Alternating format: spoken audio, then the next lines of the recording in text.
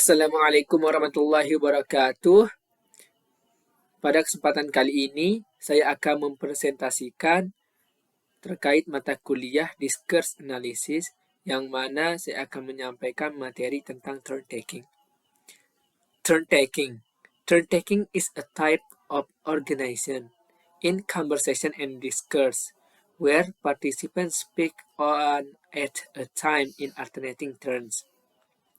In practice, it involves process for constructing contributions, responding to previous comments, and transitioning to a different speaker using a variety of linguistic and non-linguistic chairs. Jadinya turn taking ini adalah pengolahan di percakapan atau diskusi yang mana partisipan akan menjadi speaker atau listener di satu waktu secara bergantian.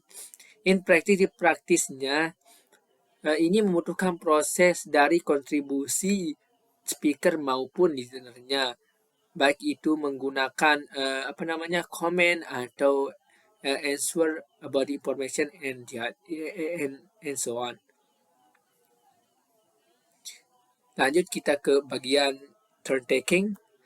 Turn taking itu dibagi menjadi 3. Yang pertama adalah taking the floor, holding the floor, and yelling the floor. Lanjut ke taking the floor. Taking the floor.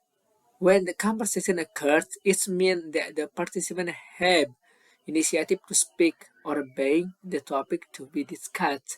The response from the listener to give a comment or the answer that current speaker question are called taking the floor. Jadinya taking the floor ini terjadi di conversation atau diskusi yang mana partisipannya itu mempunyai inisiatif untuk berbicara atau membuka topik atau membuka pembicaraan dan akan berlanjut ke diskusi atau timbal balik, dan yang tentunya listener itu akan merespon baik menggunakan komentar atau menggunakan jawaban dari apa yang diucapkan oleh si speaker. Dan taking the floor ini dibagi menjadi 4 macam, yaitu starting up, taking over, interruption, and overlap. Yang mana kita lanjut ke yang pertama saja, yaitu starting up. Starting up, the beginning of the conversation. It can be heated start or clean start. Jadinya starting up ini adalah proses pembukaan pembicaraan. Proses pembukaan pembicaraan atau pembukaan diskusi atau yang membukanya, yang mana kita bisa membukanya secara ragu-ragu atau secara confident. Dan di starting up ini kita bisa membukanya secara short perkataan atau panjang lebar gitu. Yang contohnya yang kita lanjut contoh dari starting up yang short aja. Yang pertama itu adalah Hi guys, how are you today? Dan si listener pun menjawab, I'm good for today. Dan sedangkan untuk example yang panjang lebarnya kita bisa lihat di acara-acara TV, terutama acara TV yang mempunyai bintang tamu. Contohnya di Rumpi Nuskikrit, terus FYP, dan lain-lain. Mereka, si presenter maksud saya, akan mendeskripsikan atau menyebut kekayaan atau saudara, prestasi, terus alamat dari bintang tamunya sebelum dia memanggil atau bertanya kepada bintang tamu tersebut. Yang kedua adalah taking over. Taking over, take a turn to speak, can be done using conjunction. Jadinya taking over ini akan terjadi ketika seorang speaker itu sudah selesai dengan perkataannya, di mana si speaker itu selesai dan lanjut ke listener itu akan menyambut informasi atau pertanyaan dari si speaker, yang mana biasanya ini menggunakan sebuah kata hubung. Contohnya, I go to school today with my mom. Well, you misalkan kalau kita lanjutkan, well, you have high score in school or something like that atau sebagainya.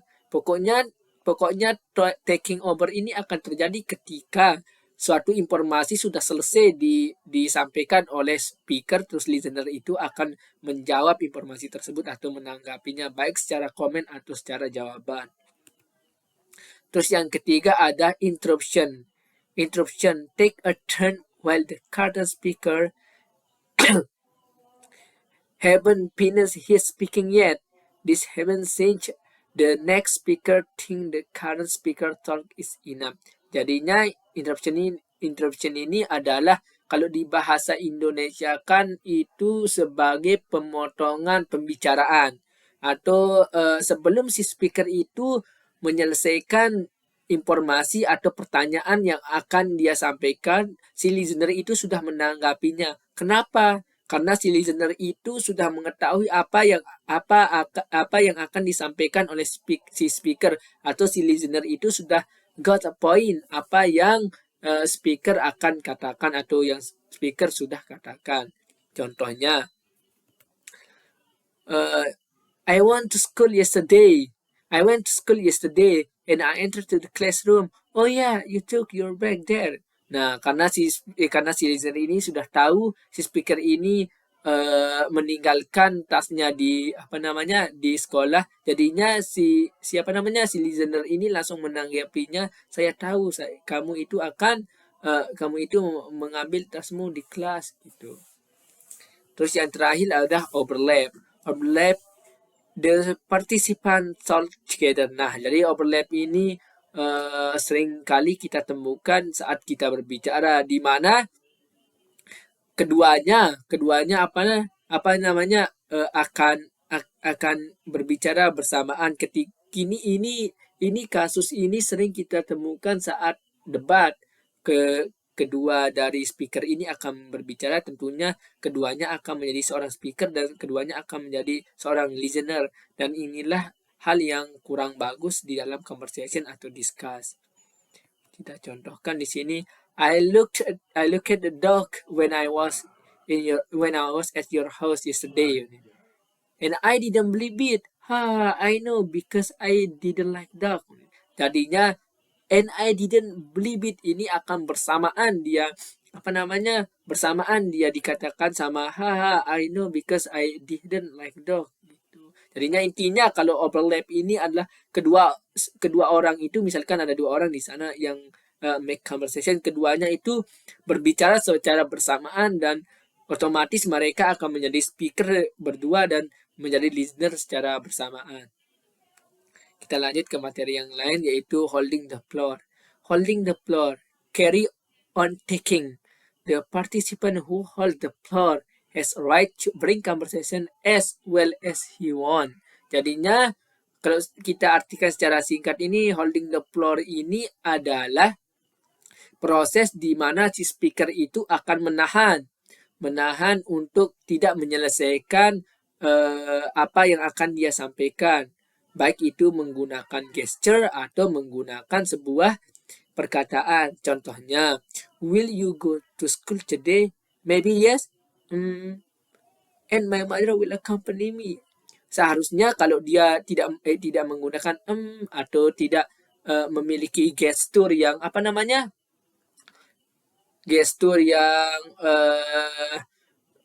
berekspresi menahan, maka jawabannya itu cukup sampai di maybe yes. Jadinya untuk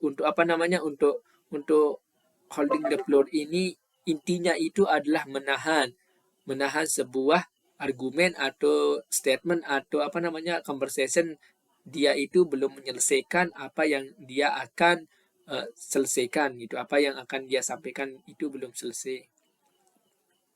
Yang terakhir adalah yelling the floor. Nah, yelling the floor ini adalah yang terakhir atau pengakhiran pembicaraan atau give a turn to next speaker. Ya, ketika kita sudah mengakhiri pembicaraan kita atau informasi kita sudah cukup, tapi si speaker kan belum engah bahwa kita sudah mengakhiri pembicaraan kita atau informasi yang akan kita sampaikan. Maka yelling the floor ini menjelaskan gitu,